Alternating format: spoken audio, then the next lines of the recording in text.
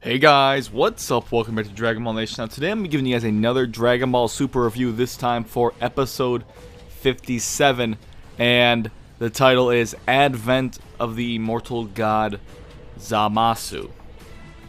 And I would have to say this is my favorite episode of Dragon Ball Super yet, at least in an entertainment standpoint. Thoroughly entertained. The action in this episode really was incredible. There was a bit of downtime, but a lot of this episode in the first half was just non-stop action, and it was good action. The camera work was phenomenal. I loved it. So, what exactly happened in this episode? There's a bit of exposition talking about how Goku Black is, in a way, an underling to Zamasu, of course, which is kind of what we kind of figured from the last episode. And he's talking about how, you know, this world doesn't need mortals and anything like that. You know, does not need these human beings in this world. So eventually, Goku and Zamasu start fighting each other. So Goku Black is not involved in the fight just yet. And there's a lot of really nice camera work and moves going on here. We get shown that Zamasu uses a blade type of key attack, just like Goku Black does. And then, at a moment, Goku Black joins the fight. And at that point, it turns into Goku Black and Zamasu and Trunks as well. So this is a four-way fight. And I don't know how Trunks is exactly keeping up. Obviously, both of these characters, Zamasu and Goku Black, are completely outmatching Goku and Trunks. But it doesn't make any sense why Trunks would be anywhere. He basically almost looks like he's on par with the Goku we know, which seems kind of crazy. I thought in my predictions, I thought maybe Goku would get the advantage because, you know, a speed advantage in a way because of his instant transmission, which he used in the preview, where Goku Black looked very surprised. And that happens in the episode. And then Goku Black does instant transmission as well and pretty much negates any advantage Goku could have had. So he really has made all of Goku's techniques into his own, so to speak.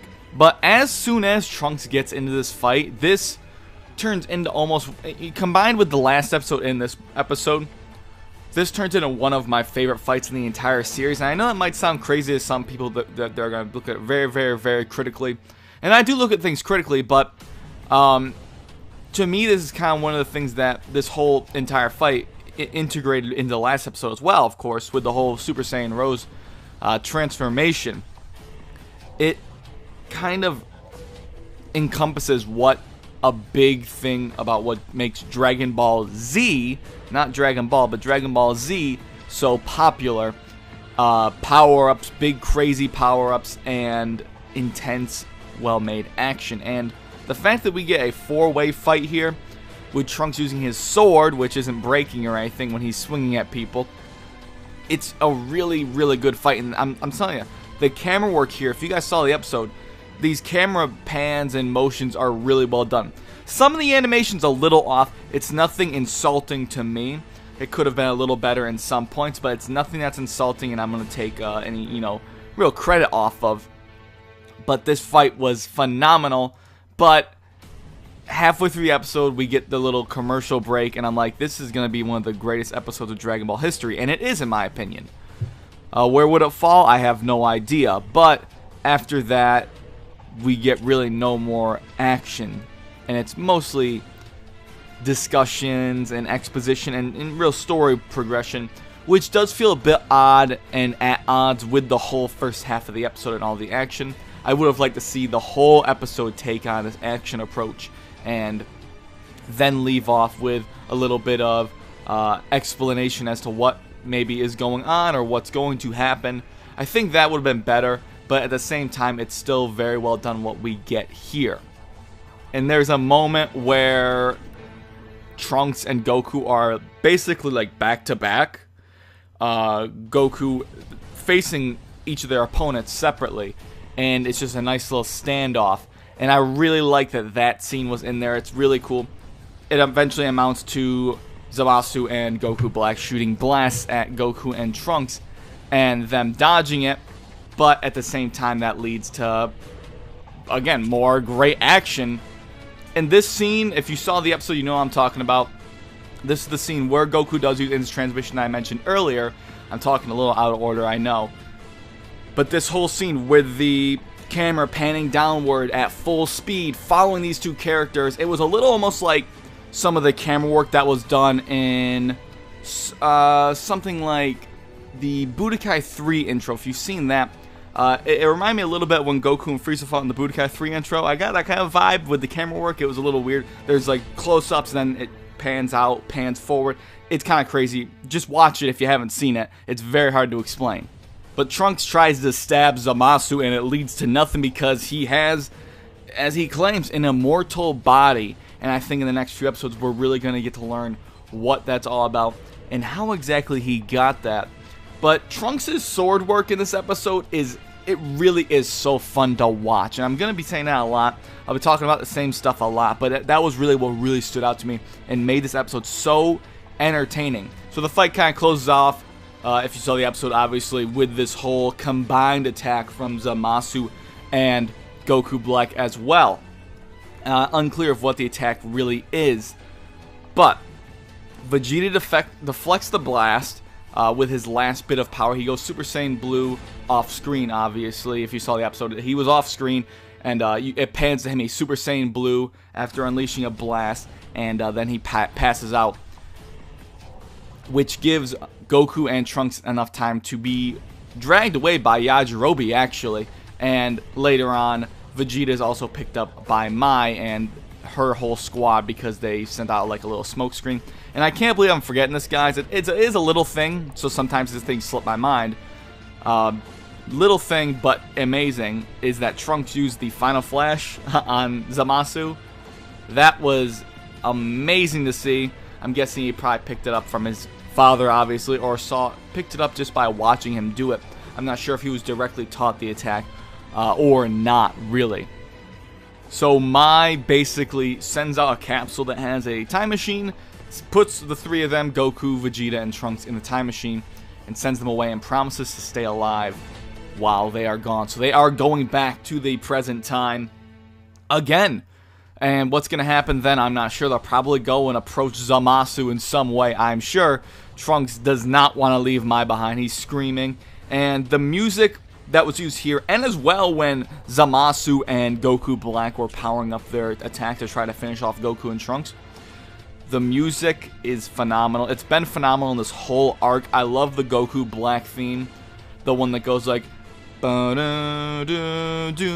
probably sounds nothing like what I just did, but if you know the music I'm talking about, I play in a lot of videos. It might even be playing right now, so I probably just look like an idiot for no reason, but I don't care. There was like a really nice, it seemed more orchestral version of the song. It is beautiful. It really was music to my ears. No pun intended, I guess. So they get to the present time, and Bulma, Trunks sees them, and it kind of leaves off there. And then we go to Zamasu and Gowasu at their planet in Universe 10. Gowasu is watching the TV, and Zamasu wonders why Goku has this god key around him. This is the Zamasu from an earlier timeline, obviously. This is not the same Zamasu that we see in the future alongside Black. He will become him eventually, but just know that obviously they are different. It's a different timeline, so kind of a different character. You know what I mean. It's funny, though, in the episode they're watching this. I don't know why the hell they're even watching the fight. I guess they're just analyzing Goku versus Hit is what the fight is they're watching. And it's funny, though, I was thinking, it's like one of those old school, like, you know, bubble screen TVs with the antennas and everything. Like, you can get, like, this amazing power of being able to view previous fights in the past, but you can't get, like, a flat screen TV or be one of those freaking weirdos that has like the curved TVs. Like, you gotta stick with the bubble screen. I can appreciate that, but it's still a little bit weird. There is much more purpose to that footage and why it's rolling. It gets to a point where that fight footage rolls into the territory where the Super Dragon Balls appear, and Gowasu explains about the Super Dragon Balls, and this leads to him going to Zuno's palace, which is a character that I was pretty sure wouldn't get forgotten about or would be utilized eventually. So he's going there and asking about these Super Dragon Balls, and I'm pretty sure he's going to use these Super Dragon Balls, obviously, to make a wish of some sort. And most likely, you know, little predictions right here, he'll probably use it to wish for, I bet, immortality. This will be the first canon case of immortality. I've always wondered if normal Dragon Balls could ever really manage to grant that wish, aside from obviously the whole Garlic Jr. thing. But I wonder if they realistically ever could do that. But they're going to be using the Super Dragon Ball, so I bet he's going to wish for immortality. He keeps talking about his immortal body in the episode, so I think that's what's going to happen.